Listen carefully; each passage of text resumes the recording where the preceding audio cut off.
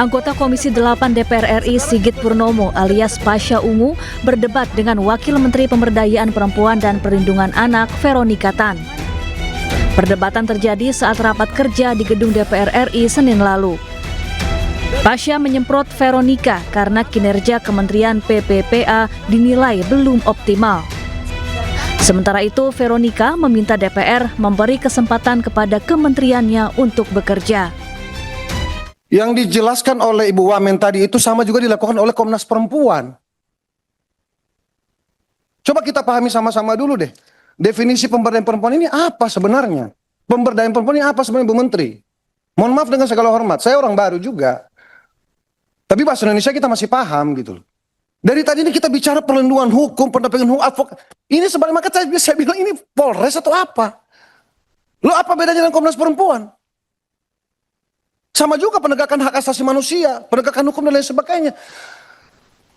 Yang saya tangkap ini pimpinan izin, yang namanya pemberdayaan perempuan ini kalau ada kelompok perempuan, mau dia janda, mau lansia, atau kelompok ibu rumah tangga, yang kemudian pengen berusaha, kekurangan modal, tentu tidak Kemen P3A yang memberikan modal, tapi paling tidak ada koordinasi antar lembaga.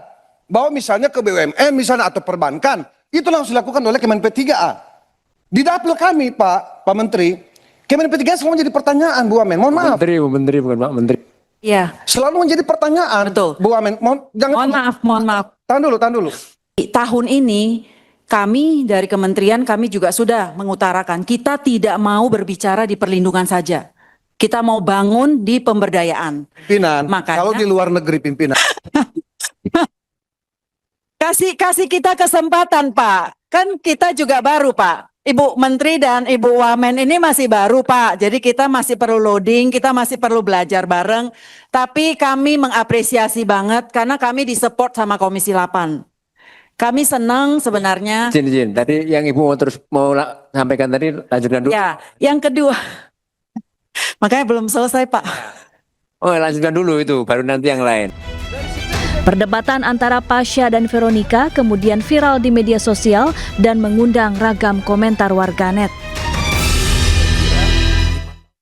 Pemirsa, jumlah petugas haji perempuan tahun ini capai 33%, terbanyak sepanjang sejarah penyelenggaraan ibadah haji. Kehadiran petugas haji perempuan diharapkan bisa penuhi kebutuhan jemaah perempuan dan lansia.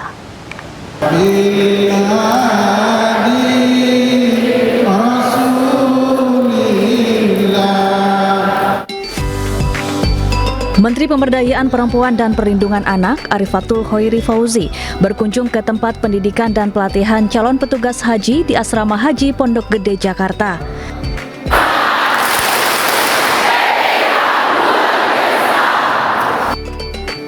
Menteri PPPA mengapresiasi rekor baru petugas haji perempuan yang mencapai 33% di penyelenggaraan haji 2026. Angka ini menjadi yang tertinggi sepanjang sejarah penyelenggaraan ibadah haji. Waktu itu saya nawarnya sih mintanya 50%, tapi nampaknya belum bisa dipenuhi karena kalau kita lihat jumlah jamaah haji perempuan sekarang kan ada di 55,4% gitu. Alhamdulillah saat ini tahun ini ada 33% jamaah petugas haji perempuan. Ini jumlah terbesar selama sejarah penyelenggaraan haji di Indonesia.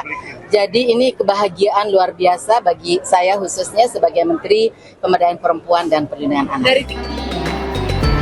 Kehadiran petugas perempuan dinilai sangat penting karena pelayanan ibadah haji tidak hanya bersifat teknis, tetapi juga membutuhkan pendekatan empati dan pemahaman terhadap kebutuhan khusus jemaah perempuan. Dari Jakarta, Eti Juwitasari, iNews melaporkan. Wakil Menteri Haji dan Umroh Dhanil Anzar Simanjuntak menyatakan ada 6 calon petugas haji yang dipulangkan dari pendidikan dan pelatihan di Asrama Haji Pondok Gede. Pencopotan dilakukan lantaran ada calon petugas tidak jujur terkait kondisi kesehatannya. Pencopotan 6 petugas haji disampaikan Wakil Menteri Haji dan Umroh Dhanil Anzar Simanjuntak. Dhanil soroti ketidakjujuran peserta sejak awal seleksi. Beberapa peserta diketahui menyembunyikan riwayat penyakit serius yang berisiko menular atau memberatkan tim. Keputusan menegaskan bahwa menjadi petugas haji bukan sekedar beribadah, melainkan tugas berat yang menuntut fisik prima. Yang dicopot itu kan banyak ya, misalnya karena faktor kesehatan. Ada yang ternyata MCU-nya penyakit jantung, bahkan ada yang harus dipasang ring, kemudian rekomendasi dokter itu tidak bisa ikut, kemudian dicopot. Setidaknya ada 6 Pak Chandra ya, kurang lebih ada 6 orang yang dicopot. Nah, tim pelatih ini tentu punya kriteria dan kami serahkan sepenuhnya. Pak Menteri dan saya tidak pernah ikut campur terkait dengan kriteria dan standar penilaian mereka.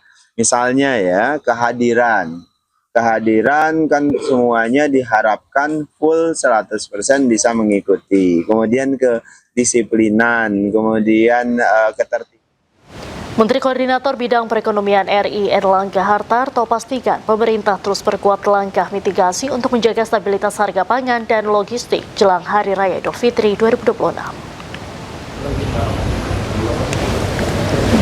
Sebagai bagian dari persiapan menyambut musim mudik dan lebaran, pemerintah telah menyusun rangkaian program insentif untuk meringankan beban masyarakat. Program ini mencakup pemotongan tarif transportasi hingga penyaluran bantuan sosial. Kemudian untuk menjelang Hari Raya Lebaran nanti, beberapa program telah dipersiapkan, termasuk untuk diskon transportasi, baik itu pesawat, kereta api, angkutan laut, angkutan darat, dan juga jalan tol itu sudah dipersiapkan. Demikian pula untuk bantuan sosial, baik itu beras maupun minyak, kita sudah siap. Pemirsa, Thomas Juwandono tanggapi santai kritik atas penunjukannya sebagai Deputi Gubernur Bank Indonesia terpilih. Thomas menyatakan rekam jejaknya di ranah fiskal dapat menjadi dasar penilaian publik. Menurutnya, pengalaman selama 1,5 tahun menjabat Wakil Menteri Keuangan RI telah memberi pemahaman mendalam mengenai kebijakan ekonomi makro, meski ia mengakui tidak berasal dari jalur moneter.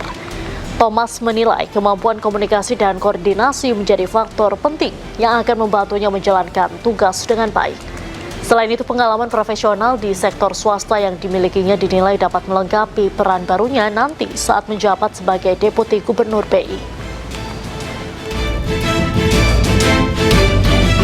Emang kalau dilihat dari selalu rekam jejak harus dari ada orang fiskal, harus dari orang moneter, ya saya nggak ada itu. Ya Cuma sekali lagi, rekam jejak saya selama 1,5 tahun di Kemenq, silahkan dilihat. Ya,